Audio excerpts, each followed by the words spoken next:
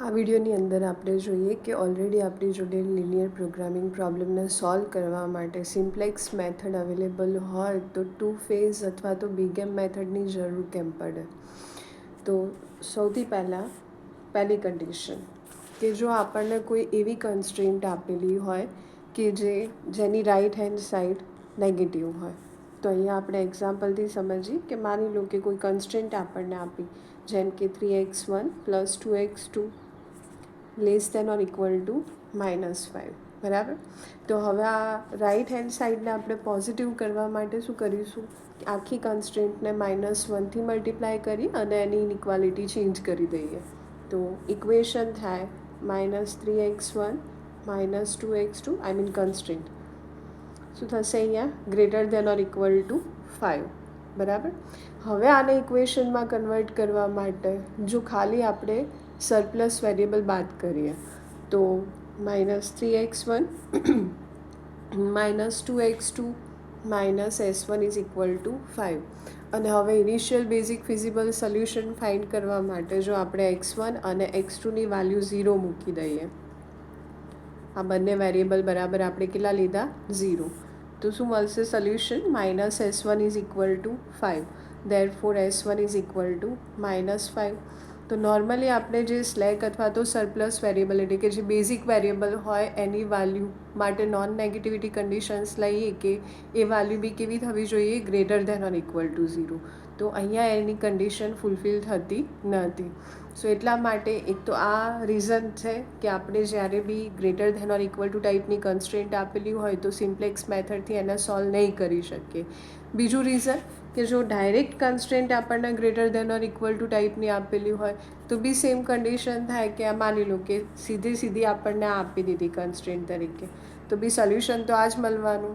એટલે કે આપણી જે બેઝિક વેરિયેબલ માટેની નોન નેગેટિવિટી કન્ડિશન હોય એ સેટિસ્ફાય નહીં થાય.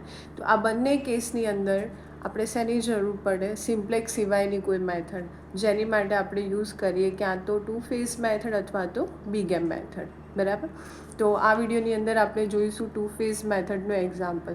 બીજું એ બી સમજી લઈએ કે જ્યારે આપણે ટુ ફેઝની અંદર જે રીતે સિમ્પ્લેક્સ ટેબલ આપણે ડ્રો કરીએ, કેલ્ક્યુલેટ કરીએ, સિમિલર વેમાં ટુ ફેઝ અને બીગેમની અંદર પણ એ જ રીતે ટેબલ આવશે. ખાલી ટુ ફેઝમાં બે અલગ અલગ ફેઝની અંદર આપણે ટેબલ્સ ડ્રો કરવાના થાય. તો ફેઝ 1ની અંદર શું ધ્યાન રાખવાનું તમારે કે આપણે જ્યારે બી ફેઝ 1નું જે ટેબલ ડ્રો કરીએ, બરાબર, તો એમાં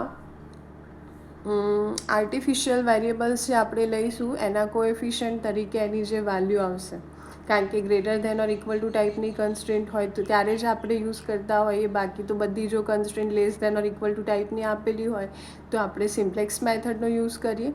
તો ટુ ફેઝ અને બીગેમ મેથડની અંદર આપણને ફાઇનલી સોલ્યુશન મળ્યું કે નહીં એ કઈ રીતે ખ્યાલ આવે, તો એના 3 અલગ અલગ કેસ છે એ જોઈ લઈએ. આખો અલ્ગોરિધમ આપણે નહીં સમજીએ, આપણે એક્ઝામ્પલ કેલ્ક્યુલેટ કરીએ ત્યારે જોઈશું કે કઈ રીતે કેલ્ક્યુલેશન થાય. તો કન્ડિશનમાં એવું આવશે કે જો ફેઝ 1ની અંદર બધા જ CJ - ZJની value less than or equal to 0 થઈ ગઈ હોય, ફેઝ 1ની અંદર બધા CJ - ZJની વેલ્યુ જે બી ટેબલની અંદર આપણને less than or equal to 0 મળે, અને જે આર્ટિફિશિયલ વેરિયેબલ આપણે બેઝિસમાં લીધા હોય, આપણો મેઇન ટાર્ગેટ શું હશે બીગેમ અને ટુ ફેઝની અંદર, કે જે ટેબલની અંદર આર્ટિફિશિયલ વેરિયેબલ જેનો આપણે કયા પર્પઝથી યુઝ કરીએ, ખાલી initial basic feasible solution find કરવા માટે, બાકી એનો કોઈ ફિઝિકલ મિનિંગ છે નહીં. તો એ આપણા ટેબલમાંથી રિમૂવ થઈ જવું જોઈએ. એ રિમૂવ થાય પછી જ આપણને ફિઝિબલ સોલ્યુશન મળે. તો જો આર્ટિફિશિયલ વેરિયેબલ રિમૂવ થઈ ગયા હોય અને CJ - ZJની value less than or equal to 0 થતી હોય બધા જ માટે, બધી વેલ્યુઝ માટે, બરાબર. પણ ધ્યાન એ બી રાખવાનું કે આપણે જે ઓબ્જેક્ટિવ ફંક્શન આપેલું હોય એ 3 મેથડની અંદર આપણે કેવા કેસની અંદર એને સોલ્વ કરીશું, મેક્સિમાઇઝ ટાઈપમાં. મિનિમાઇઝમાં બી સોલ્વ થાય પણ પછી તમારે એના ઉલટા રૂલ્સ યાદ રાખવા પડે. જે રીતે મેક્સિમાઇઝમાં આપણે જોઈએ કે જ્યારે જે આપણો ઇનકમિંગ વેરિયેબલ યા આઉટગોઈંગ વેરિયેબલ અથવા તો જે કી એલિમેન્ટ હોય કે કી કોલમ હોય, તો એ બધું જે ડિસાઇડ કરીએ એ બધું બદલાઈ જાય, ઉલટું થઈ જાય. તો આપણે એક જ કેસ યાદ રાખવાનો મેક્સિમાઇઝ મેક્સિમાઇઝેશન ટાઈપનો. એટલે દરેક વખતે ઓબ્જેક્ટિવ ફંક્શન જો આપણને મેક્સિમાઇઝમાં આપેલું હોય તો એઝ ઇટ ઇઝ લઈશું, અને નહીં આપેલું હોય તો એને મેક્સિમાઇઝમાં કન્વર્ટ કર્યા પછી જ સોલ્વ કરીશું. એટલે હાલ જે હું તમને કહું છું જે કેસ કે ક્યારે આપણને ફિઝિબલ સોલ્યુશન મળે ને ક્યારે નહીં મળે, એ ડિફોલ્ટ એની માટે જ્યારે આપણું ઓબ્જેક્ટિવ ફંક્શન મેક્સિમાઇઝ ટાઈપનું હોય ત્યારની વાત છે. તો ફેઝ 1ની અંદર બધા CJ માઇનસ ZJની value less than or equal to 0 થઈ જાય અને આપણા આર્ટિફિશિયલ વેરિયેબલ ટેબલમાંથી રિમૂવ થઈ ગયા હોય તો આપણે ફેઝ 2 કન્ટિન્યુ કરી શકીએ. અને એ ફેઝ 2 જે છે એ શું થશે, આપણું સિમ્પ્લેક્સ ટેબલ, અને એમાંથી આપણને ફિઝિબલ સોલ્યુશન મળે. બીજો કેસ એવો છે કે જો બધા CJ માઇનસ ZJની વેલ્યુ લેસ દેન 0 થઈ ગઈ પણ એકાદ આર્ટિફિશિયલ વેરિયેબલ જો બેઝિસની અંદર પ્રેઝન્ટ હોય કોઈ પોઝિટિવ વેલ્યુ સાથે, આર્ટિફિશિયલ વેરિયેબલ રિમૂવ ના થયો હોય, એક અથવા તો બંને, બરાબર, તો એ કન્ડિશનની અંદર કોઈ બી ફિઝિબલ સોલ્યુશન નહીં મળે. ફરી એકવાર રિપીટ કરી દઉં કે જો ટેબલની અંદર બધા CJ માઇનસ ZJની value less than or equal to 0 થઈ ગઈ અને આર્ટિફિશિયલ વેરિયેબલ પ્રેઝન્ટ હોય એટલીસ્ટ 1 અથવા તો મોર દેન 1, તો એ કન્ડિશનની અંદર આપણને કોઈ ફિઝિબલ સોલ્યુશન નહીં મળે. સો આપણે ફેઝ 2 કન્ટિન્યુ નહીં કરીએ, ત્યાંથી સ્ટોપ કરી દઈશું. અને છેલ્લો કેસ છે કે જ્યારે તમને જે આખો જે મતલબ એક્ઝામ્પલ આપેલો હોય, એની રકમ આપેલી હોય, એની અંદર જો બધી કન્સ્ટ્રેન્ટ તમને less than or equal to ટાઈપની આપેલી હોય, રાઇટ હેન્ડ સાઈડ કન્સ્ટ્રેન્ટની પોઝિટિવ હોય, બરાબર, અને તમને કીધું હોય કે આને તમે 2 ફેઝ મેથડનો યુઝ કરીને સોલ્વ કરો, તો એ કન્ડિશનમાં આપણે ડિરેક્ટલી ફેઝ 2 ઉપર મૂવ થવાનું રહેશે, ફેઝ 1 નહીં આવે.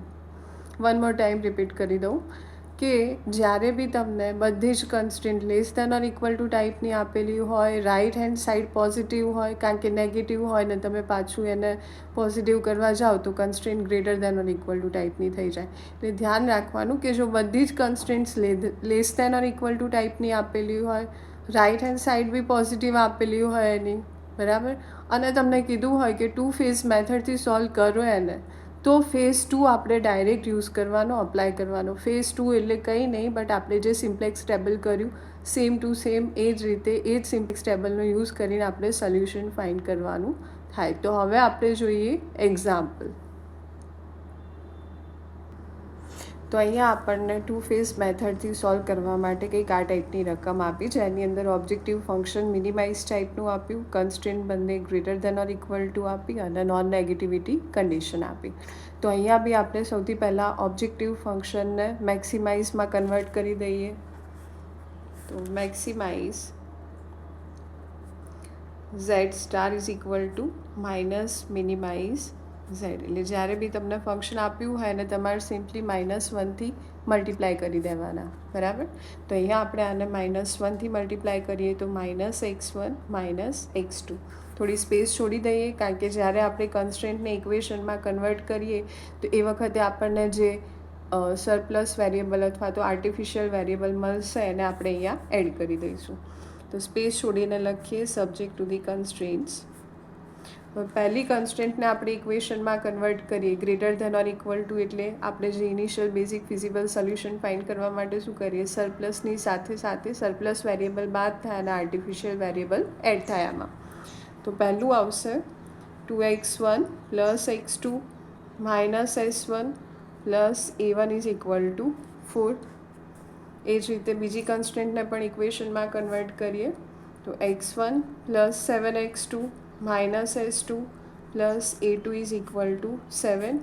અને આપણી નોન નેગેટિવિટી કન્ડિશન એમાં શું આવશે, x1 x2 s1 s2 a1 અને a2 greater than or equal to 0. તો અહીંયા આપણે જેટલા બી સરપ્લસ અથવા તો આર્ટિફિશિયલ વેરિયેબલ લીધા એને હવે ઓબ્જેક્ટિવ ફંક્શનમાં એડ કરી દઈએ. પણ યાદ એ રાખવાનું કે એની કોસ્ટ કેવી હશે, 0. એટલે અહીંયા આપણે એનો કોએફિશિયન્ટ કેટલો લઈશું, 0.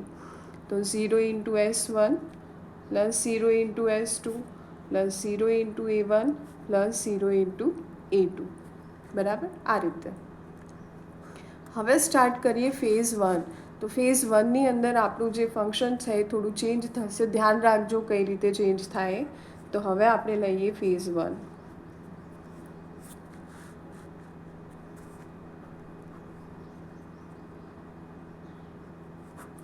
ફેઝ વનની અંદર ફરીથી આપણે આના ફંક્શન રિપીટ કરીએ, મેક્સિમાઇઝ ઝેડ સ્ટાર. પણ હવે તમારે ફેઝ વનની અંદર તો જે બેઝિક વેરિયેબલ અને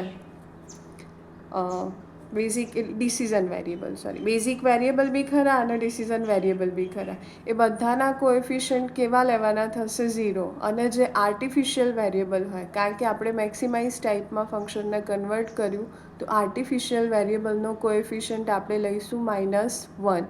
જો મિનિમાઇઝ એઝ ઇટ ઇઝ રાખીને જેને કરવું હોય તો એની માટે એનું કોએફિશિયન્ટ થાય +1. પણ આપણે અહીંયા -1 જ યાદ રાખીશું અને ફંક્શન કઈ ટાઈપનું યાદ રાખીશું, મેક્સિમાઇઝ ટાઈપનું.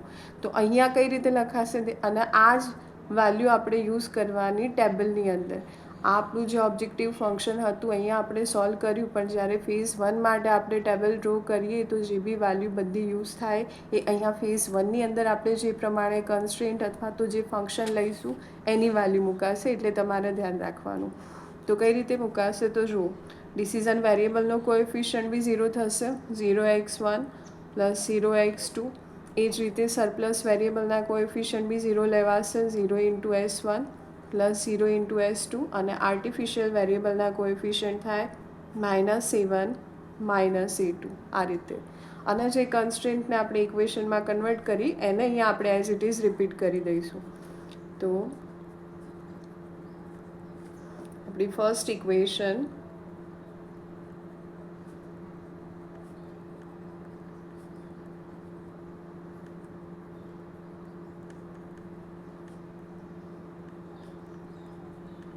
is equal to 7 અને નોન નેગેટિવિટી કન્ડિશન.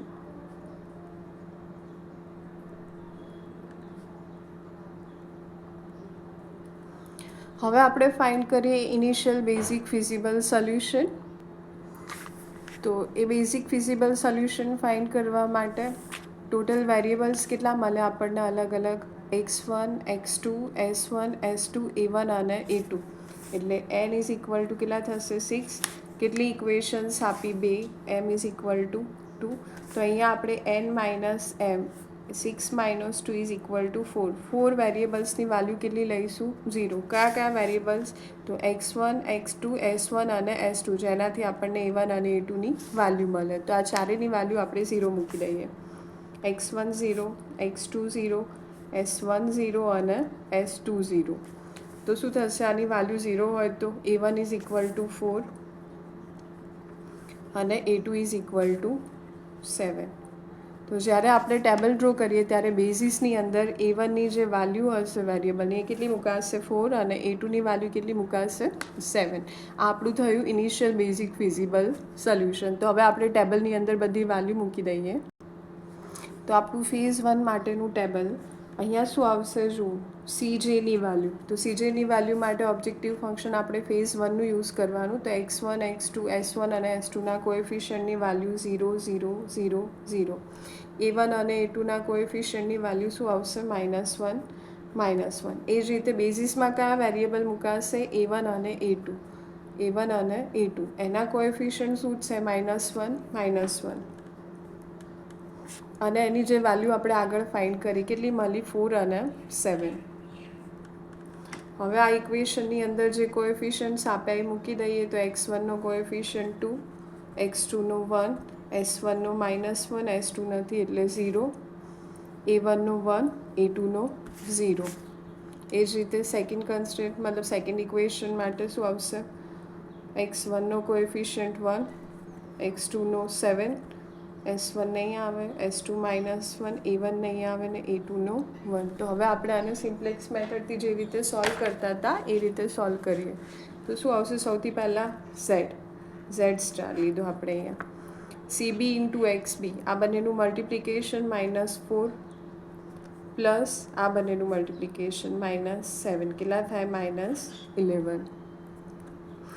ઝેડ જે ફાઇન્ડ કરીએ તો CB × X છે -2 + -1 -3 -1 + -7 -8 -+ +1 + 0 1 0 -+ +1 -1 + 0 0 પ્લસ માઇનસ 1 અને છેલ્લે આવશે CJ માઇનસ ZJ. તો CJ minus ZJ 0 minus minus 3 એટલે +3, 0 minus minus 8 +8, 0 minus 1, 0 minus 1 minus minus +1 એટલે 0. સેમ વસ્તુ અહીંયા 0.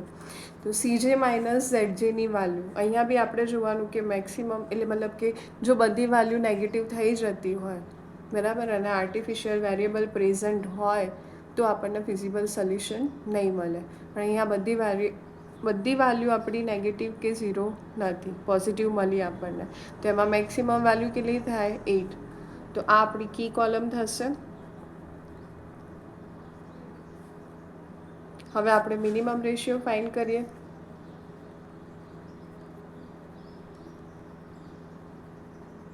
કોનો લેવાનો XB અને XKનો.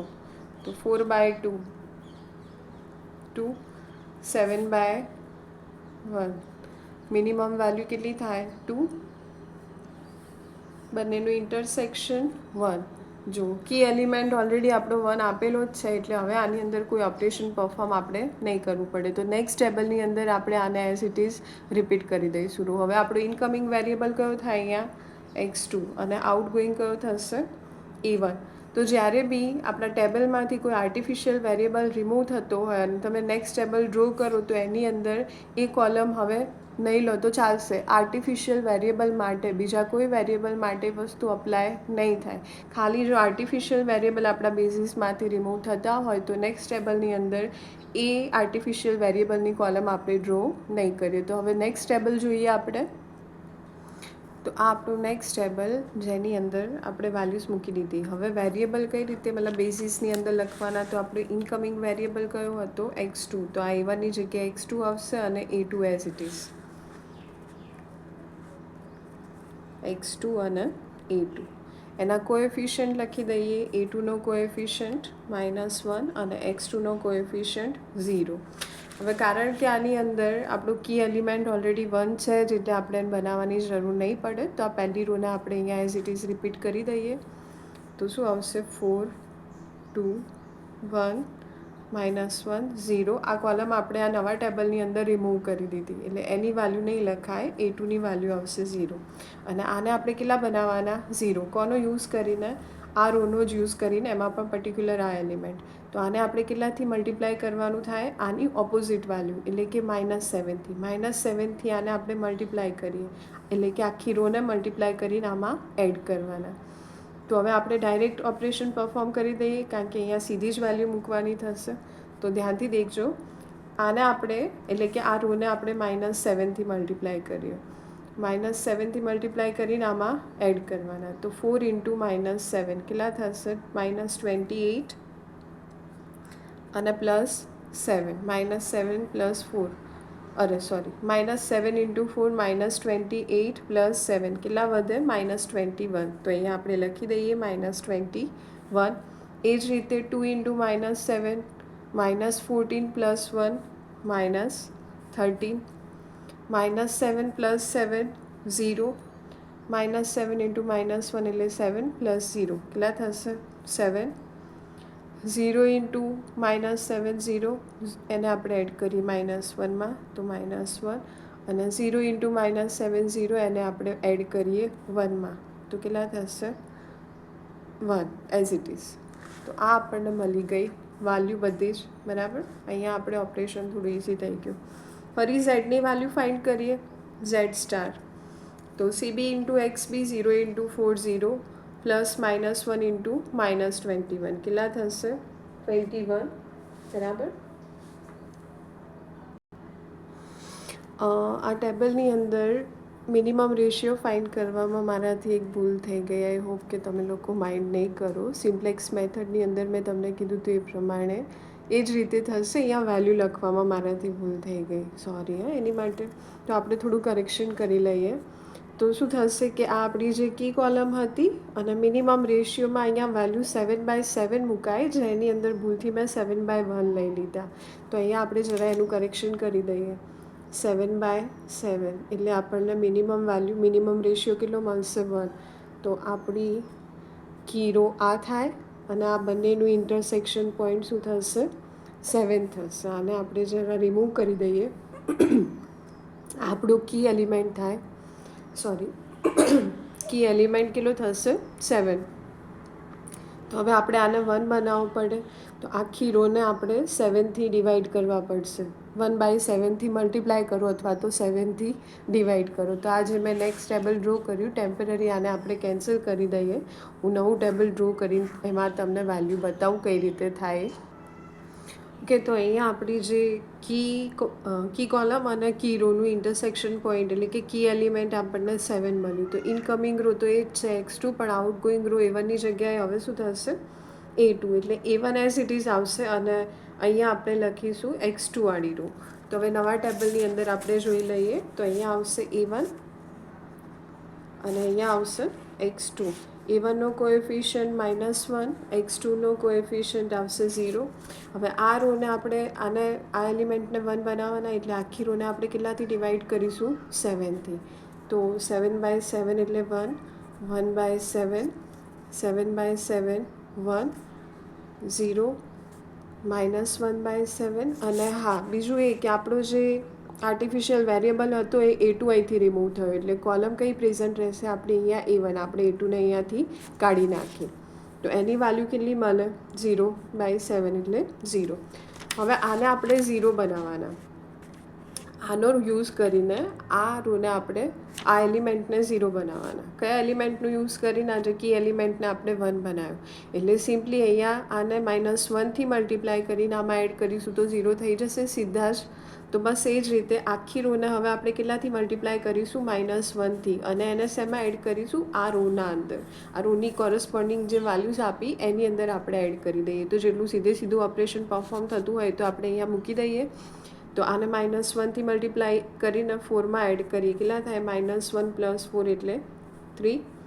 એ જ રીતે -1/7 + 2, 2 - 1/7, 14 - 1, 13/7. આ થશે 13/7.